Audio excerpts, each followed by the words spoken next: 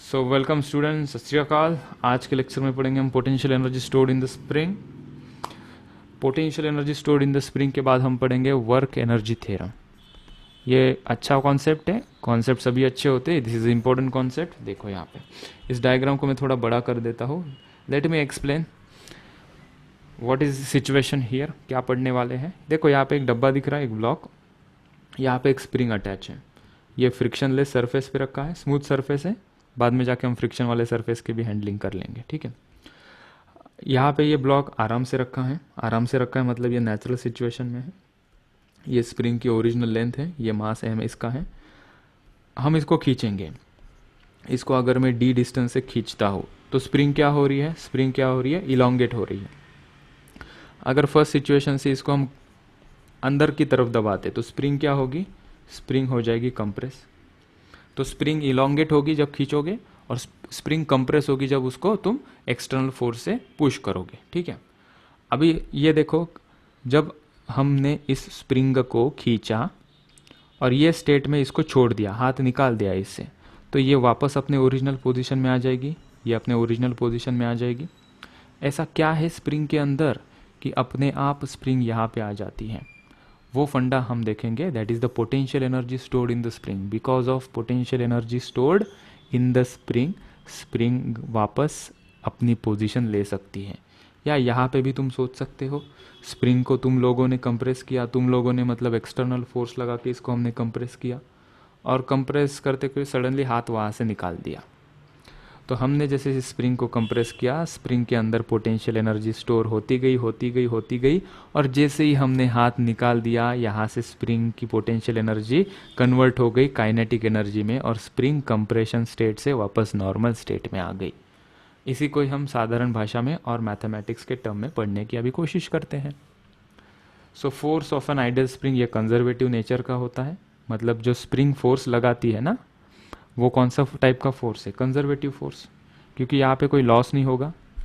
Block के ऊपर loss हो सकता है, ब्लॉक की एनर्जी में लॉस होगा, लेकिन जो एनर्जी इसके अंदर स्टोर्ड होगी, जितनी स्टोर्ड होगी उतनी ही रिलीज भी होगी। So we already know that conservative force, spring force is a conservative force, ठीक है। एक चीज़ ध्यान देना यहाँ पे, वो आगे बता दूंगा, पहले सेकेंड वाला पॉइंट देखते हैं। Work done on spring. Work done on spring मतलब इस स्प्रिंग को हम थोड़ा कंप्रेस करेंगे। सो कंप्रेस कौन करेगा, external force. So external force इस स्प्रिंग के ऊपर कंप्रेस करने के लिए क्या कर रहा है, वर्क कर रहा है। और वो जो वर्क कर रहा है एक्सटर्नल फोर्स स्प्रिंग के ऊपर, वो स्प्रिंग के अंदर स्टोर हो रहा है एनर्जी के फॉर्म में। कौन सी एनर्जी के फॉर्म में उसके अंदर स्टोर हो रहा है, वो पोटेंशियल एनर्जी के फॉर्म में। To be precise we call it as elastic potential energy के फॉर्म में स्टोर हो रहा है, ठीक है। तो हम इसी का ही एक फॉर्मूला जानना चाहते हैं कि स्प्रिंग के अंदर पोटेंशियल एनर्जी जो स्टोर होती है उसका फॉर्मूला क्या है, और फॉर्मूला निकालने के लिए क्या कॉन्सेप्ट हमने यूज़ किए वो देखने की कोशिश कर रहे थे। तो हमने कहा कि चलो अभी उसको डिराइव करते हैं उसका फॉर्मूला। हमने लिखा नीचे, work done in compressing of spring by distance x। मान लो इस स्प्रिंग को उसके नेचुरल पोजीशन से x डिस्टेंस हमें इसे कंप्रेस करना है। तो जब हम इसे कंप्रेस करेंगे, तुम एक चीज़ तुम याद रखना, स्प्रिंग को अगर मैं 2 सेंटीमीटर कंप्रेस करता हूँ तो मुझे 2 न्यूटन का फोर्स लगता है। अगर मैंने ठान ली कि मुझे स्प्रिंग को 10 सेंटीमीटर कंप्रेस करना है तो मुझे थोड़ा ज़्यादा फोर्स लगेगा, मान लो 15 न्यूटन का फोर्स लगेगा। इसका मतलब है जितना ज़्यादा कंप्रेशन करना पड़ेगा उतना ज़्यादा मुझे फोर्स लगाना पड़ेगा। बात को मानते हो, जितना ज़्यादा कंप्रेशन उतना ज़्यादा फोर्स, ठीक है। सो अगर उसको ज़्यादा कंप्रेस करना है तो फोर्स भी हमें ज़्यादा लगाना पड़ेगा। मतलब यहाँ पे ये जो फोर्स हम लगा रहे हैं वो कांस्टेंट है क्या, हमने कहा कि नहीं, कांस्टेंट नहीं है। जितना डिस्प्लेसमेंट होगा उतना फोर्स बढ़ाना पड़ेगा। तो हमने कहा यहाँ पे ये जो फोर्स है ये कौन सा है, वेरिएबल फोर्स है। जब वेरिएबल होता है फोर्स तो वर्क डन का हम इंटीग्रेशन वाला फॉर्मूला यूज़ करते हैं, इसलिए हमने यहाँ पे इंटीग्रेट कर दिया। और इंटीग्रेशन वाला फॉर्मूला यूज़ करेंगे तो इंटीग्रेशन करने का तरीका क्या होता है कि मान लो हमें यहाँ से यहाँ इस स्प्रिंग को x डिस्टेंस कंप्रेस करना है। पहले इसका डिस्प्लेसमेंट कितना था, 0, तो लोअर लिमिट 0। कहाँ तक कंप्रेस करना है, x डिस्टेंस तक कंप्रेस करना है। कौन सा फोर्स लगा रहे हैं हम, ये F फोर्स जो वेरिएबल है वो लगा रहे हैं। तो हम क्या करते हैं, 0 to x डिस्प्लेसमेंट निकालना है तो हम क्या करते हैं, एक छोटू सा डिस्प्लेसमेंट लेते हैं dx, और इसे छोटू डिस्प्लेसमेंट इंटीग्रेट करेंगे, मतलब हम ऐड करेंगे, इसलिए हमने लिखा f into D x. F क्या है अभी, एफ है एक्सटर्नल फोर्स, और ये जो एक्सटर्नल फोर्स एफ है वो किसके बराबर है, हमने कहा वो है रिस्टोरिंग फोर्स के बराबर। अब ये रिस्टोरिंग फोर्स बीच में से कहाँ आ गया, एक्सटर्नल फोर्स अच्छे से चल रहा था, तो हमने कहा कि जितना ज़्यादा एक्सटर्नल फोर्स लगाओगे स्प्रिंग भी क्या करेगी, रीस्टोरिंग फोर्स लगाती है। स्प्रिंग क्या करेगी, तुम उसे कंप्रेस करने की कोशिश करो, वो कंप्रेशन को रेजिस्ट करती है। जितना ज़्यादा तुम लगाओगे फोर्स उतना ही रिस्टोरिंग फोर्स स्प्रिंग तुम्हारे ऊपर लगाएगी।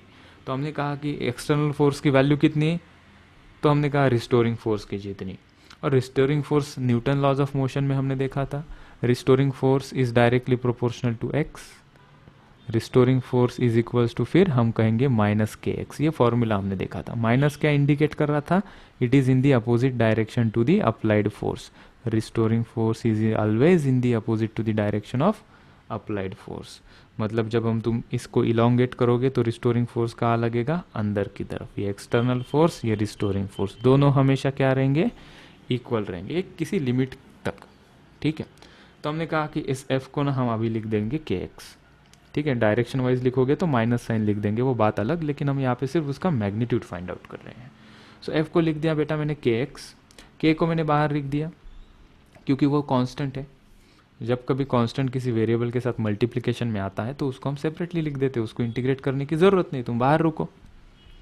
एक्स को इंटीग्रेट किया हमने फॉर्मूला लगाया x to the power n d x, ये वाला formula, x to the power n plus one upon n plus one. यहाँ पे पावर कितनी है, यहाँ पे पावर 1 है, तो 1 + 1 क्या हो जाएगा 2, और डिवाइडेड बाय भी 2 हो जाएगा। लोअर लिमिट क्या थी 0, अपर लिमिट क्या थी x, तो अपर लिमिट x की जगह पे x लिखोगे, माइनस करके x की जगह पे 0 लिखोगे तो क्या बचेगा kx²/2। सो वर्क डन, किसके ऊपर वर्क डन किया हमने, work done on a spring, क्या आया मेरा kx²। और ये सेंटेंस क्या कह रहा था, जो वर्क डन करोगे वो क्या होगा, स्टोर होगा किसमें, स्प्रिंग में। कौन से फॉर्म में, इलास्टिक पोटेंशियल एनर्जी के फॉर्म में। इसलिए जो वर्क हमने किया वो स्टोर हो गया पोटेंशियल और इलास्टिक पोटेंशियल एनर्जी के फॉर्म में, किसके अंदर, स्प्रिंग के अंदर। कब, व्हेन यू इलोंगेट और कंप्रेस, जब कंप्रेस स्टेट में होगा या इलोंगेट स्टेट में होगा तब। सो इसको कहेंगे हम, यहाँ पे लिख दो बच्चों मेरे साथ साथ, this is the potential energy stored in spring when it is compressed or elongated by x क्या है, डिस्प्लेसमेंट। ठीक है, नाइस है। ठीक है, जैसा हमने पीछे लिखा हम ऐसा भी लिख सकते हैं अभी, if a spring is elongated then also it stores the potential energy.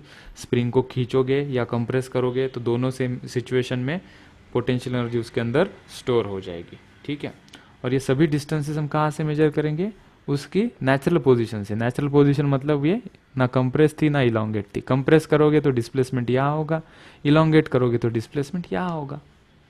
जब हम कंप्रेस करेंगे तो रिस्टोरिंग फोर्स राइट में होगा, जब इलोंगेट करोगे तो रिस्टोरिंग फोर्स लेफ्ट में होगा। ठीक है, ये बात समझते बच्चे, okay sir. So under the deformation state we can say, deformation state मतलब either you compress or elongate, spring has some potential energy stored in. Okay, compress करेंगे या इलोंगेट करेंगे तो उसके अंदर पोटेंशियल एनर्जी स्टोर होती है, इतना ही याद रखना है, हाफ के x² उसकी पोटेंशियल एनर्जी। ये डेरिवेशन से हमने लाया इसे। नाउ टू अंडरस्टैंड दिस कि क्या गड़बड़ है, ये हमने एक एग्जांपल लिया। क्या एग्जांपल लिया, यहाँ पे कोई ब्लॉक दिख रहा है तुम्हें, कोई स्मूथ सरफेस के ऊपर एक ब्लॉक रखा है और उसको एक स्प्रिंग अटैच है और ये एक रिजिड सपोर्ट से प्लेस्ड है। इसको ऑलरेडी हमने कंप्रेस किया है, ऑलरेडी कोई इसके ऊपर फोर्स लगा के रखा है इसे और उसके कारण इसको कंप्रेस कर दिया है। तो ये कंप्रेस्ड है ऑलरेडी, तो ये कंप्रेस्ड है मतलब इसके अंदर ऑलरेडी पोटेंशियल एनर्जी स्टोर्ड है। किसने लाई ये पोटेंशियल एनर्जी, ये एक्सटर्नल वर्क डन ने इसके अंदर पोटेंशियल एनर्जी स्टोर कर दी। ठीक है, इसकी ज़रूरत नहीं फिलहाल। Spring is doing work on the block. अभी जब हम इसको हाथ को रिलीज कर देंगे, इस हाथ को ऐसे ऊपर उठा देंगे तो स्प्रिंग बाउंस बैक करेगी, रिस्टोरिंग फोर्स के कारण ये अपनी पोटेंशियल एनर्जी को रिलीज करेगी। और ये पोटेंशियल एनर्जी स्प्रिंग अभी ना किसको देगी, पोटेंशियल एनर्जी अभी किसको देगी, वो ब्लॉक को देगी। और ब्लॉक वो पोटेंशियल एनर्जी खा के क्या करेगा, मोशन में आ जाएगा। मतलब ब्लॉक के पास कौन सी एनर्जी आ गई अभी, so block gains kinetic energy. उसको किसने दी एनर्जी, काइनेटिक एनर्जी ब्लॉक को किसने दी, हमने कहा कि स्प्रिंग के पोटेंशियल एनर्जी ने दी। और हमने कहा कि स्प्रिंग को एनर्जी किसने दी, हमने कहा कि एक्सटर्नल वर्क डन किया।